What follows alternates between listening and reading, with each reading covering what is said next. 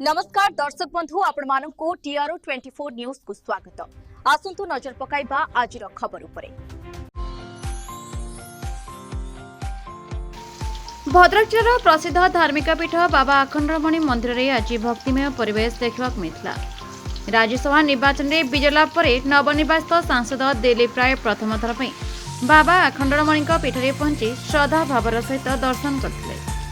मंदिर को पहुंचा पर प्रथमे से पारंपरिक रीतिनीति अनुसार पूजा अर्चना करते। सेवायत मानक निर्देशनय समस्त विधिवत पूजापाठ संपन्न होता। बाबा दर्शन कर से राज्यर शांति समृद्धि लोक मंगल प्रार्थना करथिबा सूचना मिली। यह अवसर में मंदिर परिसर में बहु संख्यक भक्त भीड़ जमा होता। स्थानीय लोक माने एवं भक्त माने नवनिर्वाचित सांसद को निकटरू देखा उत्सुक थे। मंदिर परिवेश भितर भरी जाइथिला एवं हर हर महादेव ध्वनि अंचल गुंजी उठिथिला।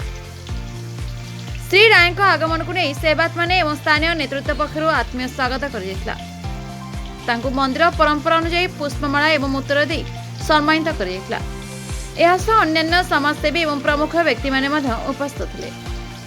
राज्यसभा शपथ ग्रहण पर बाबा आखंडमणि आशीर्वाद नेबाकु आसिथिबा श्री राय दर्शन कार्यक्रम को स्थानीय लोक माने स्वागत करथिले। सेमाने आशा व्यक्त करते नेतृत्व में राज्य एवं अंचल उन्नति आहरी त्वरान्वित हो। Chandabadi Suryakant Mahaka report the Republic Odisha 24 news.